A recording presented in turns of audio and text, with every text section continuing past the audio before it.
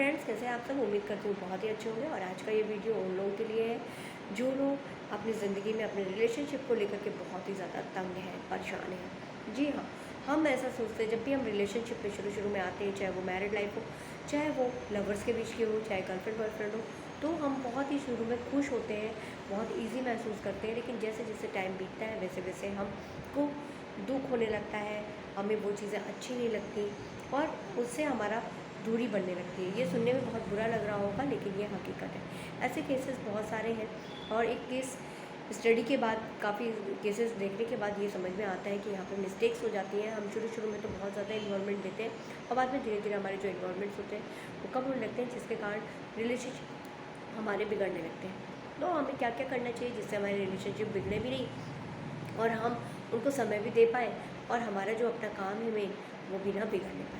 उसके लिए ही मैं ये वीडियो मेक कर रही हूँ। ये उन्हीं लोगों के लिए वीडियो है। तो आगे हम चलते हैं इस बात को लेकर के कि जैसे कि हस्बैंड वाइफ का रिलेशनशिप हुआ या फिर फ्रेंड्स का, कोई भी रिलेशनशिप देखिए चलने के लिए उसको समय की ज़रूरत है। लेकिन आज के भागा भाग में हम समय तो दे नहीं पाते।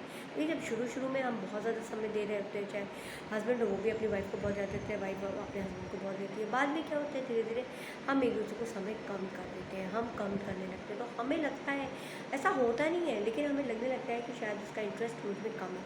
तो यहाँ पे क्या करिए कि आपको एक दूसरे के लिए फेथ बढ़ाना पड़ेगा।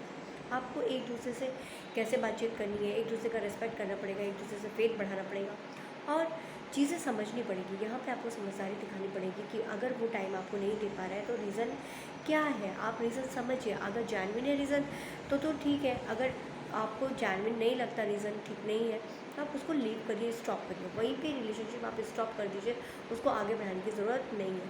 देखिए, हस्बैंड वाइफ में थोड़ा सा सुलझना पड़ता है, फैमिली बैकग्राउंड्स को भी देख करके करना पड़ता है। लेकिन अगर आप गर्लफ्रेंड बॉयफ्रेंड है तो आप वहीं पे स्टॉप कर दीजिए, क्योंकि आपके ये रिश्ते आगे चलने वाले नहीं हैं। बहुत बुरा लग रहा होगा, लेकिन हकीकत यही है कि ऐसे रिश्ते फिर आगे चलने वाले नहीं होते, क्योंकि उनको हम जो भी चीज़ें बोल रहे होते हैं, कर रहे होते हैं और हमारे को वो समझ नहीं सकते, अंडरस्टैंडिंग होती नहीं है और शुरू शुरू में सिर्फ हम एक अट्रैक्शन के कारण, वो हमारा लव नहीं होता, उसको हम लव समझ बैठते हैं और एक अट्रैक्शन के कारण हम एक रिलेशनशिप में आ जाते हैं और एक इतनी भारी भूल कर बैठते हैं कि हम फिर बाद में डिप्रेशन में आ जाते हैं। हम डिप्रेशन से बचें, इसलिए ये चीज़ यहीं पे स्टॉप कर दें। दूसरी चीज़, एक दूसरे से उम्मीदें बहुत ज़्यादा करना। जी हाँ, ऐसा होता है। जैसे जैसे हम आप मिले एक दूसरे से, चीज़ें हुई तो उम्मीदें भी बढ़ने लगती हैं कि वो हमें और मिले और मिले और मेरा केयर करें।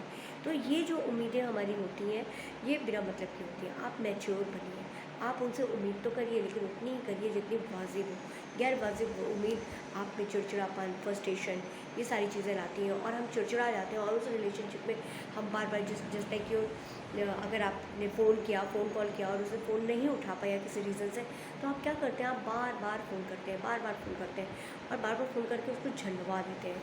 और आप ये जानने की कोशिश नहीं करते कि अगर सामने वाले ने अगर आपका फ़ोन नहीं पिक कर पाया या रिसीव नहीं कर पाया, तो उसका कोई रीज़न हो सकता है।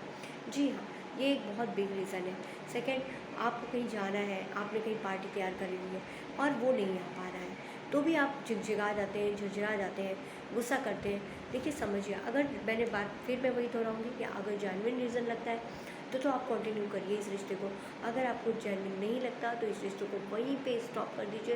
ये रिश्ता आपके लिए नहीं है। आप अपने समय को बर्बाद कर रहे हैं, इतना समझ लीजिए, और कुछ नहीं कर रहे हैं। इसमें सिर्फ आप टाइम अपना स्पॉइल करेंगे और एक टाइम के बाद आप इसे कूद करके खुद ही छोड़ देंगे। उससे बेहतर ये है कि समय रहते ही आप इसको छोड़ दीजिए, स्टॉप करिए और अपने कैरियर को आगे बढ़ाइए। ठीक है? हम लोग बहुत सारी चीज़ों में ये देखते हैं कि हम मूवीज़ देखते हैं, मीडिया देखते हैं और सोशल मीडिया में हम देखते हैं कि किसी ने अपनी पिक डाल दी कि वो दोनों बहुत अच्छे रिलेशन में हैं और हमारे रिलेशन में थोड़ी सी भी खटपट आई हुई है। तो हम क्या सोचते हैं कि अरे यार, वो तो इतने अच्छे से रह रहा है और हम ऐसे कैसे रह रहे हैं। तो ये भी एक रीज़न हो जाता है कि हमारी लड़ाई का हमारे अंदर एक कुंठा सी आने लगती है। तो आप जो सोशल मीडिया में देखते हैं ना, वो सारी चीज़ें सही नहीं होती हैं। इसलिए इस बात को भी ले करके ना तो पत्नियाँ अपने पति से लड़ें और ना गर्लफ्रेंड बॉयफ्रेंड अपने जो है गर्लफ्रेंड बॉयफ्रेंड में आपस में रिलेशनशिप में लड़ाई करें।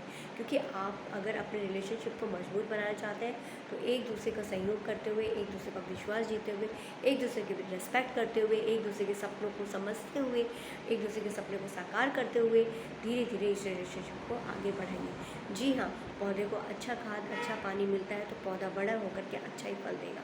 अगर उसको आंधी थपेड़ों में और ऐसे हम करेंगे नहीं, हम उसको पोष पाएंगे ढंग से, तो हमें उसमें अच्छे फल नहीं मिलने वाले। ये ऐसे ही हमारे रिश्ते होते हैं, उसमें हम जो डालते हैं वही हमको मिल जाते हैं। कभी कभी होता है कि हम डालते अच्छा है और हमें रिवर्ट में अच्छा नहीं मिलता है, ऐसा भी कभी कभी हो जाता है, लेकिन ये केसेस बहुत कम होते हैं।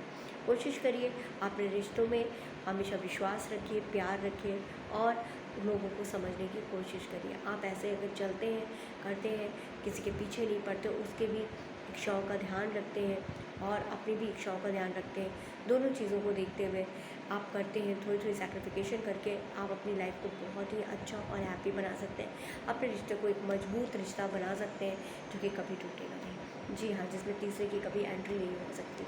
ओके, चलती हूँ। ये वीडियो आपको अच्छा लगा होगा, समझ में आपको आगे भी मैं वीडियो भेजती रहूँगी। आप लाइक करना ना भूलें, सब्सक्राइब करना ना भूलें। Okay, bye bye.